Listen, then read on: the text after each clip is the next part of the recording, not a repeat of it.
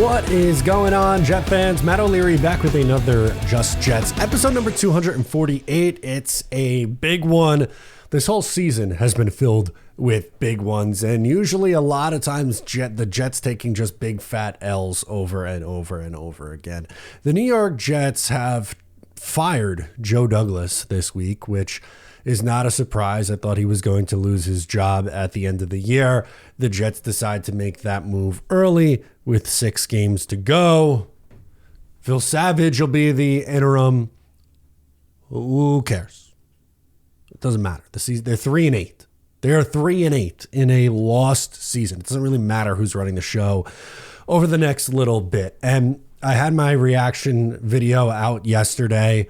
I think if you get 6 years as the general manager, that's more than enough time. He got 94 games. He went 30-64. And I get it. There's some context with how his timeline was. Like, he didn't get a draft and free agency period in 2019, which ironically, that was his best season with Adam Gase. 2020, first free agency and draft. The draft was horrendous. The 2020 draft was absolutely horrendous.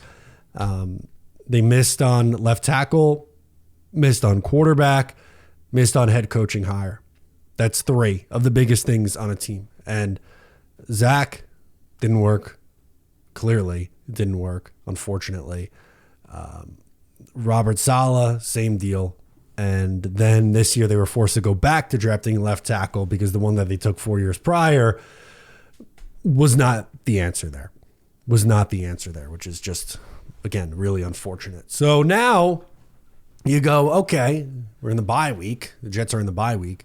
But let's talk about future options for the New York Jets. So that's what I want to do on this episode. I want to go through and take a look at future general manager options for the New York Jets. My top options, I have 3 names that I want to talk about. The first is Ray Agnew, who is the Lions assistant general manager. Look at the Lions. They have an assistant GM in Agnew who is likely to get hired this cycle. They have an offensive and defensive coordinator who are likely to get interviews from different teams looking for head coaches.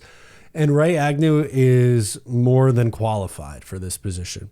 He was the director of pro personnel with the Los Angeles Rams from 2017 through 2020. And he's been the assistant GM in Detroit since 2021. Actually, his son is a scout for the Jets. So he knows a little bit about, or has some firsthand insight into what this organization could be and what it could look like. And again, for how I'm going about my options for this team, I'm looking at what I perceive as well-run organizations and guys who I think have been in good positions before and are ready to take that next step. And Agnew, I think, is that guy. He hasn't been a general manager yet, but from the work that he did with the Rams and the Lions, those are 2 organizations that turned it around pretty quickly, and he was a part of both of those. To me, that's a no-brainer. And who knows, maybe you pair him up with Ben Johnson or Aaron Glenn, and you get the duo there. The second guy actually might be my favorite option of the bunch, and that's Mike Borgonzi, the Chiefs assistant GM. He's been with Kansas City forever, but I'm just going to look at the last 10 years. He was the Chiefs director of player personnel from 2015 to 2017, the director of football operations from 2018 to 2020, and the assistant GM from 21 to 24. The Chiefs, yes, they hit on Patrick Mahomes, and clearly that really makes a huge difference. They have the best offensive mind in the game, one of the best head coaches in the game in Andy Reid. But they've also drafted really well and built their teams really well over the years. He was a big part of that turnaround. And again, there was success. The Chiefs had a stable period of success before Patrick Mahomes got there, and inserting one of the most talented quarterbacks I've ever seen, or one of the most talented quarterbacks that anybody's ever seen into that equation has only brought them to a new level. But again, Borgonzi's been with that organization for a really, really long time. He's seen firsthand what it takes to win in this league and win for a long time in this league. I don't know if there's going to be a better candidate on the market than a guy like Mike Borgonzi.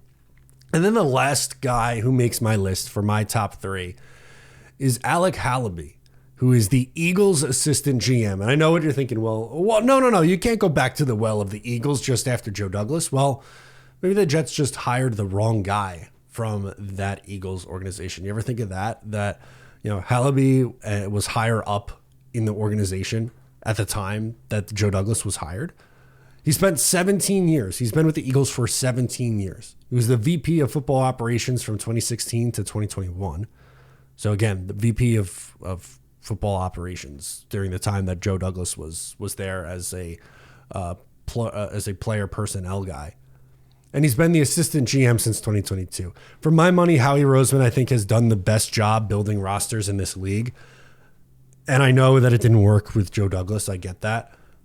But Halaby was someone that I'd be really taking a close eye on. Although, Joe Douglas is probably getting on the horn and being like, don't go there. Just please don't go there. And telling him all the reasons why not to go there. So likelihood of that last one happening, maybe not as high as some of the other two. But I would be looking to come away with maybe, one of the two of Agnew or Bergonzi. And I don't know how many general manager positions openings they're going to be in the NFL right now. The Jets are going to be one.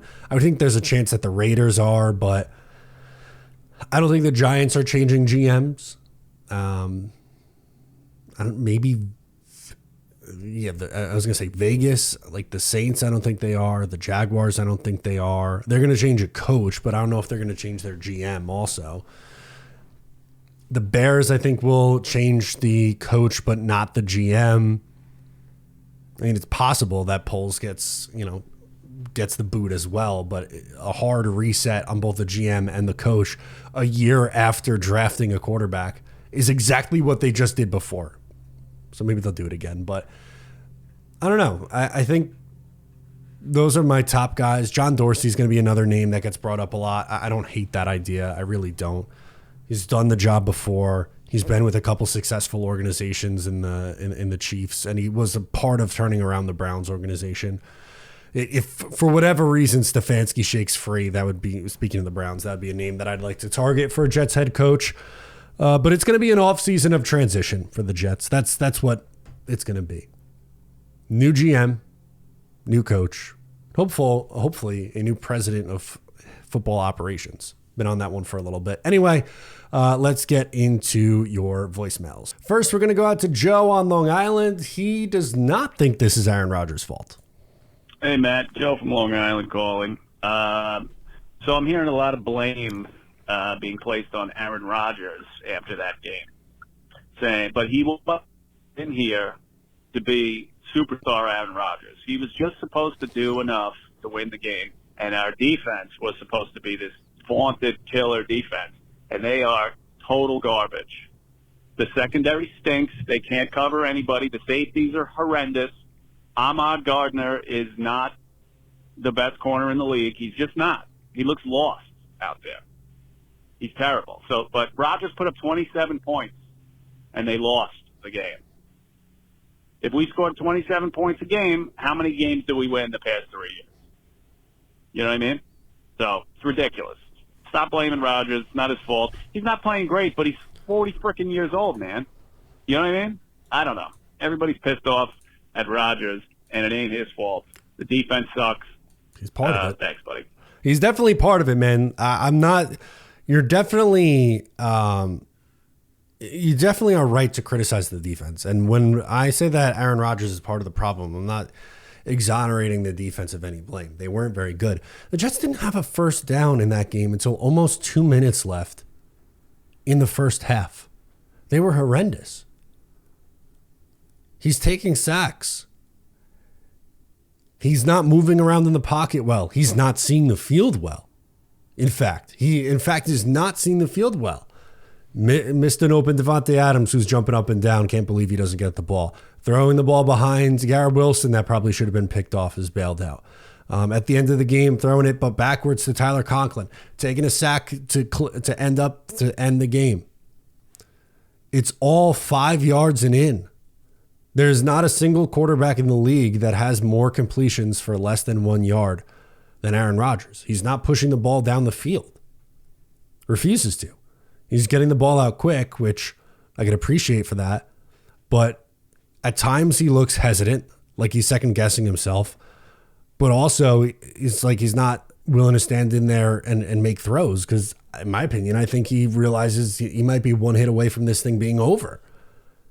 And that's essentially what it's been because he's dealing with two knees, an ankle sprain, and everything else. His whole lower half is broken, essentially.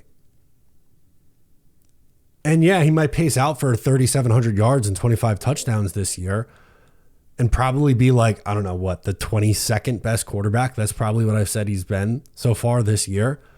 If they had a top 5 defense, maybe that would be enough, but they don't. That's not what this is anymore. And they're on their way to a 3-8. They're 3-8 and on their way to another losing season. And they're going to have a new general manager and a new head coach in here next year. So why do you want to hamstring Aaron Rodgers to that guy that's going to potentially limit who you can hire at the position because you're going to force a 41-year-old quarterback who probably has 1 year left on his deal on those guys? That doesn't make sense to me. That's not computing. I'm not saying that Aaron Rodgers has been as bad as what we saw, at the quarterback spot last year with Simeon or Boyle or Zach or whatever. But he's not been good enough to win games. He's been the 22nd best quarterback, probably, and a lot of headaches. And his stubbornness with the motion and some creative offensive things, he doesn't want to do. And it's all short and intermediate stuff. So I don't think it's fair to just completely give him a pass as well. He plays a hand in this. We haven't heard from this legend in a little bit. Let's go out to Billy Bilstein, calling back into the program, wants to talk Joe Tippmann. Matthew O'Leary. Hello, sir. This is Billy Bilstein, and I have a bone to pick with the caller from last week. Look, we all know and are frustrated with this terrible, ridiculous, crappy organization that we have chosen to ruin our lives rooting for. But for that bozo to come in and attack our offensive line play, specifically Joe Tippmann, is absolutely disgusting and horrendous. Joe Tippmann is a very good sophomore player. It's only his second year, and he's one of the bright spots of this roster. And people need to understand that it is absolutely ridiculous to sit there and give opinions when you obviously don't know what you're talking about. Joe Tippmann is a fantastic center. I feel that OU is doing fine and will develop into our future left tackle for the next 10 years. Do you agree with me, Matt O'Leary, or do you agree with the bozo caller from last week? And I apologize for calling him a bozo, but those opinions were ridiculous. Billy Bilstein here. Billy Bilstein, thank you for calling back in. I am a Joe Tippmann guy. I think he's been really solid this year for the New York Jets. I really have. It's not anything crazy eye-popping, but he's been steady. 2 sacks, 12 pressures allowed in 12 games, or in 11 games, excuse me. 1 penalty. Again, is it something amazing where you're going, oh my God, this is Nick Mangold. He's going to go to the Hall of Fame one day? No, I'm not there yet. But has he gotten better from year 1 to year 2? Has he been a steady piece on this offensive line? Yes. Joe Tippmann's been good this year. And honestly, I know a lot of people don't want to hear this, but outside of Denver and Minnesota, Jets offensive line has been mostly pretty good. Olu, I think, has looked good at left tackle. John Simpson being the best free agent signing of this period was not something I had on my bingo card, but he's been great. Tippmann's been good. AVT back at guard is fine. Morgan Moses has been nice at right tackle. I'd run back this whole offensive line next year. Honestly, I would. All of them are under contract except for Morgan Moses. And I know Morgan's up there in age, but Morgan Moses is the exact kind of guy that I want on my team. He grinds it out, plays hard, good leader, never has a bad thing to say about anybody, handles himself the right way. I'd bring him back. I know that's controversial because of his age. I'm not talking like a 5-year deal, but 1 or 2 years, yeah, I think I would do it. I genuinely think I would. All right, let's next go out to Jake from Jersey. Wants to talk some Aaron Rodgers. Hey, what's up, Matt? Jake from Jersey calling in. It's Monday. But after the loss against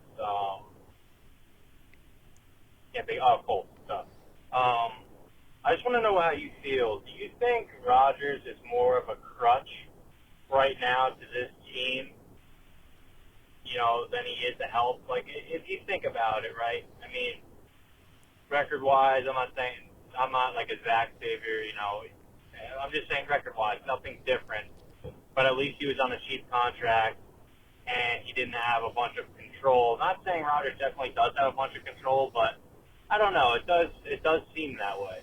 And just saying, he seems almost more of like a crutch to this, like a problem to the development of the team for the next, few years, and he is helping it, really. I mean, like, even with the record how it is now, I feel like we're getting into that territory of, like, if Jordan Travis was healthy, it'd be like, all right, throw the kid out there and see what he can do, because, we're almost mathematically eliminated. I mean, it would take miracles, but I don't know. I just feel like if we didn't have him at quarterback, if it wasn't the name Aaron Rodgers, I think you would have put somebody else in at quarterback yesterday in the first half, honestly. I mean, after that first half. But, I mean, I don't know. I could just be, overreacting too much. I'm not sure, but I'm not sold on him, and he was great. He's a great quarterback for, his whole career, but I just think he's done, and he just can't move like he used to. He's like off target with a lot of these throws. I mean, there was one play, I didn't get to see the replay, but Garrett was wide open. Well, there was the one where he was wide open, and, Rodgers just threw it way behind him. Should have been a pick, honestly. But then there was another one where he threw, like, one of those little, like, inside screens almost to Brees, and it went for -2 yards when, I mean, I could see Garrett wide open running just like almost like a go route. It just seems like he has no conviction when throwing in the middle of the field or even down the field. And when he does, he's throwing it to where he thinks the receiver is going to be, or where he thinks the receiver should be, not where the receiver is going to be. Like, I almost feel like, I'm just going on a rant here at this point, sorry, but I just almost feel like I haven't seen, like, a deep ball, like, over the shoulder, dropped in the breadbasket pass in years. Like, I feel like Robbie Anderson left the team and just took the deep ball with him, honestly. It's just, I don't know. It's just ridiculous. But how do you feel about Rodgers? Do you think he's hurting the franchise right now in this position more than helping it for the next, say, 3 years, even if he's only a year this year and retires, or next? Oh, you cut off at the end, but that was a good call. Thank you for checking in with us here, Jake. Couple things on Rodgers. Like I kind of just said to Joe calling from Long Island, I'm not saying Rodgers gets all the blame, but he also hasn't been as good as advertised. No one was asking him to be an MVP, but we were hoping he'd be a hell of a lot closer to, the 10th to 15th best quarterback than he was to being a bottom 10 quarterback in the NFL. It's just the unfortunate reality. I think, my hope really is that with with Douglas and Saleh out and more changes on the horizon, Rodgers will be like, you know what, like I'm all set here. I don't think we need to go through and do this again. And maybe that's what gets the Jets out of it, because I don't see what having Rodgers on the roster in 2025 really accomplishes, unfortunately. I wish there was a nicer way of putting it, but I don't know what we're accomplishing here. PG from Long Island is next. Hello, Matt O'Leary. PG from Long Island here. Thank you for taking my call. quick shout out to you. A few weeks ago, you talked about how the Jets, one of their fixes could be a VP of football operations, the kind of buffer between the head coach and the GM. Since you said that, I've heard several people on the podcast suggest the same thing. So your idea seemed to have caught some wind. Good for you. Thank you. I want to talk about Jeff Ulbrich. I heard him at the news conference probably say 30 times that, we need to take a hard look at the tape. We're going to have to take a hard look at that film. Yeah, we're going to take a hard look at the tape, but really I think what he's saying is that to him, this is going to be a really hard tape for him to watch. I mean, it was an ugly game. And I feel bad for Ulbrich. I think that he was put into an impossible situation. He replaces a very popular head coach, very popular in the locker room, at 2-3. Comes in on a Tuesday, and all of a sudden he's the head coach and the defense coordinator. Not even on a Monday. It's an impossible situation, a big ask. He hasn't done well, and I think it's really hurting his chances down the road to get another legitimate start of the season head coaching job. As far as Salah goes, I think that his stock has just gone way up because, he's obviously been the mastermind and the architect behind this defense. Look no further to how much has fallen off since he's left. So here we are, not mathematically eliminated, but of course we're looking to next season. Basically are. We're going to have a new head coach. That's obvious. We're probably going to have a new GM. Yep. That was even though, Woody Johnson did say that. I'm just pausing. I'm going to play the rest of the message, but just pausing and saying that this call was on Monday, and obviously we got the news on Tuesday morning. But sorry, PG, go ahead.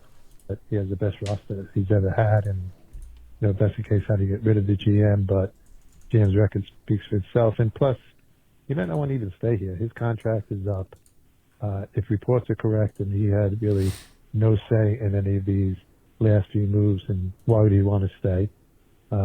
He might not get it right away, but he'll get another GM job. He hasn't stunk, but he is, not been great. So, anyway, Aaron Rodgers, that's a different story. We'll see how that goes. Anyway, as always, go Jets. Yeah, thank you, PG, for the call, as always. I think you're right. Just talking about, where things are going to be. Like, what I think is going to happen is Joe Douglas is going to go on a staff somewhere as some sort of assistant, player personnel guy. He'll get a job on someone's staff. Salah will be a DC next year, maybe in Green Bay. If I had to guess, I'm going to say Green Bay. And Ulbrich will be a linebacker coach somewhere, a positional coach, maybe with Salah again. I just want this team to be good. I just want this team to turn it around. And I thought Joe Douglas would have a good chance to do it, and he did do some good things. I know PG was one of the biggest Joe Douglas supporters out there, and I liked some of the things that Joe Douglas did here, but I think it was just time. If you have a 6-year, he had 94 games and finished 30-64. It's like a 319 win percentage. That's horrible. It's horrible. And I understand that there's additional context. And as I talked about at the top, he didn't really get the 2019 offseason. And Aaron Rodgers got hurt and, this and that. But a 94-game sample is a 94-game sample. And if they aren't able to get the results on the field, then unfortunately it's time. It's just time. And you just got to hope that they hire the right people. Henry from Maryland up next. Good morning, Mr. O'Leary. Henry from Maryland via Valley Stream, Long Island. I just wanted to put a little note on your machine and say that maybe an episode that would be of interest for you and the 24/7 team, or you and your team, would be to construct potential interview questions for the new coaching candidates. Oh, I like Maybe this. The same for the GM.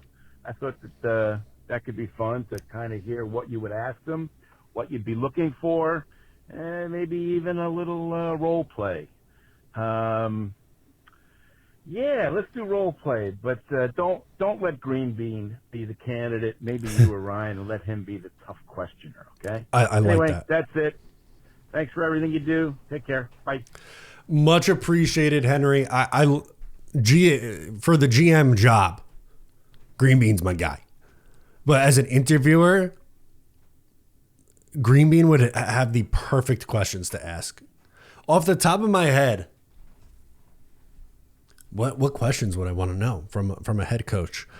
Okay, here's one. Do you have a spine? Are you going to mention race to 20 at any point during your tenure? As a head coach, do you only care about your side of the football, or do you care about all three phases of the game? Are you going to misdiagnose players to the media every week? How do you feel about the word standard or the phrase "to our standard"? Are you going to say that every chance you get, or are you going to come up with a new catchphrase? What's your feeling on all gas, no brake? These are just the ones off the top of my head, but I could use some time. This is a fun exercise. Maybe we'll do that on the show later. That might be the move. All right, let's close out with Peter from Hudson Valley. He has some thoughts on the Joe Douglas firing. Hey, Matt. It's Peter calling in from the beautiful Hudson Valley on this Tuesday afternoon. Firing Tuesday. Woody Johnson at it again.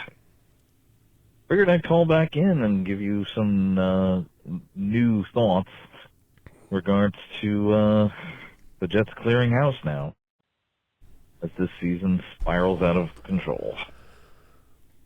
And really, that's what they should do at this point, is clean house. I think now that they've let go of Joe Douglas, who has been, in my estimation, the best general manager the Jets have had during the time I've been a Jets fan, short of maybe Mike Tannenbaum. And Robert Saleh's gone, and Christopher Johnson's probably taken over. I think they need to start from scratch. Find, Phil Savage's job now, I guess, as the interim GM, is to find his replacement for that particular job, as well as possibly a head of football operations. And those guys need to find a new coach, new offensive and defensive coordinators, and the rest of the coaching staff. And I think the Jets at this point should probably just take their lumps and move on at the end of the season from Aaron Rodgers. I was actually thinking that I told him to talk in Jets tonight. That maybe we should ironically trade Rodgers to the Vikings. And then when Sam Darnold's contract is up, we sign him and bring him back. Just for laughs. Maybe, it actually would work out this time, considering there's still a lot of talent on this roster. Obviously, Douglas and Saleh did change the culture here, but it didn't really work out. Nope. It's a team of individuals and not a team of players, that actually play together. So I think it's clean house time. I think they take their lumps with Rodgers and the cap hit next year, and we just start over and start from scratch.